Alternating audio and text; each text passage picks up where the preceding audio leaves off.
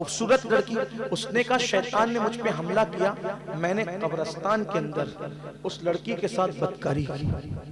क्या तेरा गुनाह जमीन के रेगिस्तानों से बड़ा है? उसने अर्ज की हाँ का मेरा गुनाह जमीन से बड़ा है। फिर फरमाया क्या तेरा गुनाह समंदर की झाग से और आसमानों से भी बड़ा है? उसने अर्ज की हाँ का मेरा गुनाह समंदर के झाग और आसमानों से भी बड़ा है। फिर मेरे आका ने फरमाया क्या तेरा गुनाह अल्लाह की रहमत से भी बड़ा है? तो उसने सर झुका के कहा कि एक मर्तबा फारूक आजम अल्लाह के रसूल अलैहि सलाम के घर की तरफ बढ़े, हुजूर की बारगाह की तरफ बढ़े। आका के घर के पास फारूक आजम आए तो फारूक आजम ने देखा एक बंदा हुजूर की चौखट पे पड़ा हुआ है। हुजूर के घर के बाहर हुजूर की चौखट पे पड़ा हुआ है और अपने सर पे खाक डाल रहा है और वो रो रहा है। फारूक आजम ने कहा क्यों रो रहा है ए जवान तू क्यों रो रहा है? उस जवान ने कहा ए उमर मुझ पे एक एहसान करो, हुजूर से मुझे मिला दो एक बार और हुजूर से मेरी बात करा दो।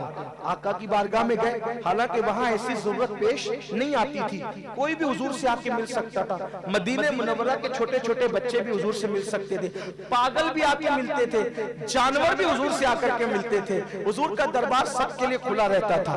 तो लेकिन उसने कहा कि मेरी मुलाकात करा दी। फारूक आजम आका की बारगाह में गए, या रसूलल्लाह एक जवान है और रो रहा है, अपने सर पे खाक डाल रहा है, आका मिलना चाहता है, हुजूर आप मिलेंगे? सरकार ने फरमाया बुलाओ उसको। वो रोते हुए आया, आका मेरे लिए दुआ कर दे आप कि अल्लाह मुझे माफ कर दे, अल्लाह मेरी मगफिरत कर दे। सरकार ने फरमाया कि क्या किया तूने?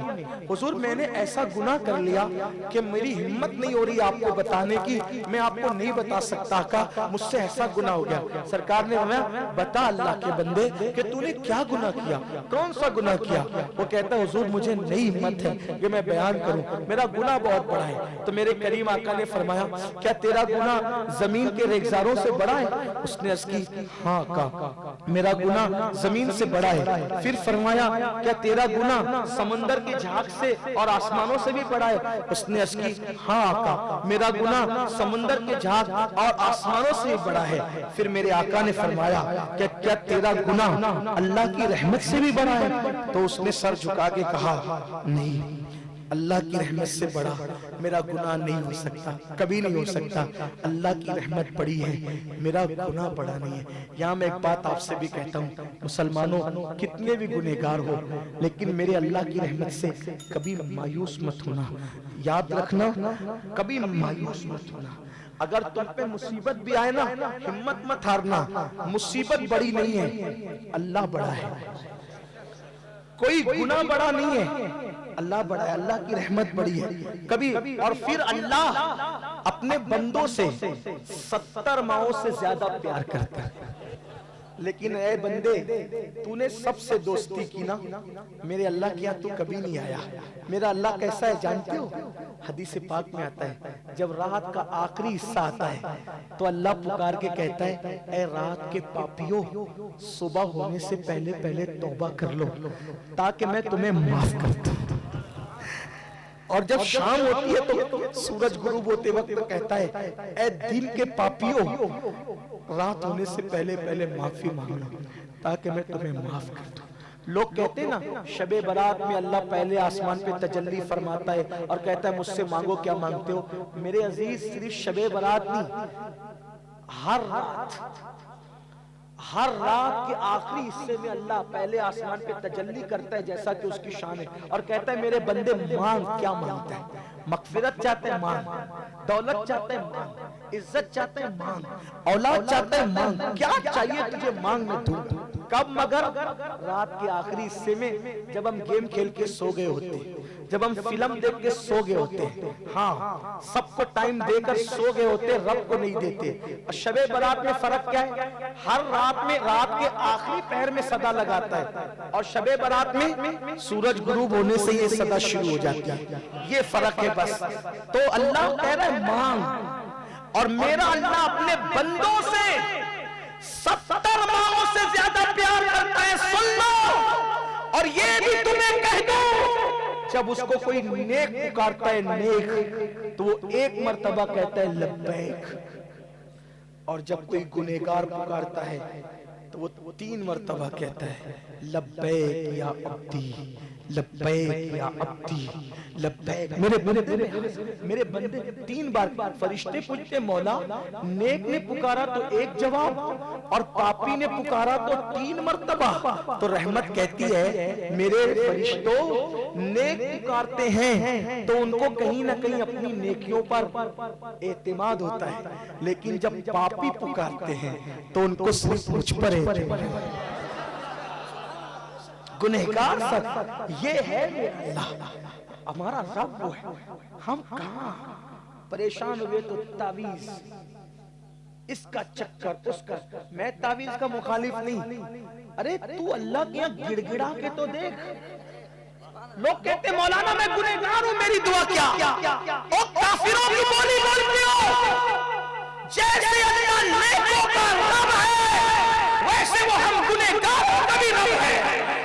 जैसे वो नेकों की सुनता है, वो हमारी भी सुनता है। ये मत सोचना कि वो मेरी नहीं सुनता, वल्लाह उससे कभी नाउम्मीद होना कुफ्र है। इकबाल कहते हैं बुतों से तुझको उम्मीदें, खुदा से नाउम्मीदी। बुतों से तुझको उम्मीदें, खुदा से नाउम्मीदी। मुझे बता तो सही और काफिरी क्या है? सबसे उम्मीद लगाओ, रब से क्यों नहीं लगाते? वल्लाह मैं इस तरह बातें नहीं करता, लेकिन अल्लाह की इज्जत की कसम उठा के कहता हूं, आपके इस मजमे में कोई मुसीबत आए और रात के आखिरी हिस्से में 2 रकअत पढ़ के गिड़गिड़ा के मांगो, ना मिले तो फिर कहना, बस शर्त एक है कि उसके महबूब का वसीला देकर के मांगो।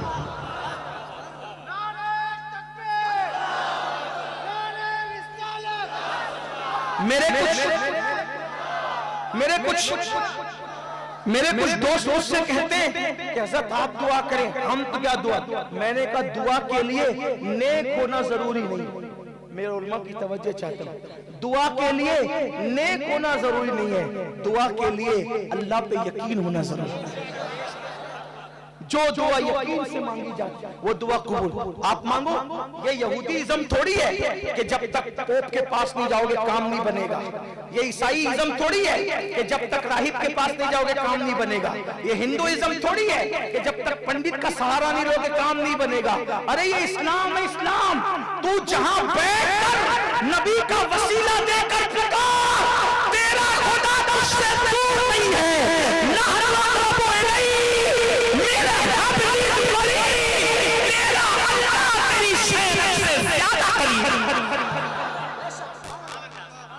पुकार तो देखो, हम दूर हुए उससे, हम दूर भागे, गलती हमारी है, उसकी रहमत तो वही। हम तो माई का करम है, कोई साइल ही नहीं राह दिखलाए कैसे राह रहे मंजिल। इसलिए गिड़गिड़ाओ, गिड़गिड़ाना सीखो और उसको कुछ तोहफा भी दो दुआ करते हैं। थोड़ी मुश्किल हो जाएगी, कुछ तोहफा भी दो उसको। क्या तोहफा दे? आंसुओं का तोहफा, आजिजी का तोहफा, गिड़गिड़ाने का। इसलिए कि उसके आजिजी की बड़ी है। ये सौगात ले जाओ उसकी बारगाह में, और वो आंसू जो उसकी मोहब्बत में निकलते हैं उसके यहाँ शहीद के खून के कतरे से ज्यादा कीमती है। लेकिन हम तो बस कुछ करना ही नहीं चाहते। हम क्या चाहते हैं? पीर साहब दुआ करें काम मेरा बने, इमाम साहब दुआ करें, मैंने करने ही कुछ नहीं। गिड़गिड़ाना सीखो, रात के आखिरी हिस्से में हर हाजत मिलेगी, यकीन से मांग।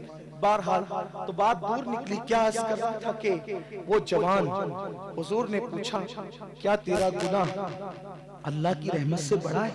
उसने कहा नहीं। गुनहगार था वो शख्स, गुनहगार था, लेकिन देखो यकीन का कितना पक्का, नहीं मेरा गुनाह अल्लाह की रहमत से बड़ा नहीं हो सकता।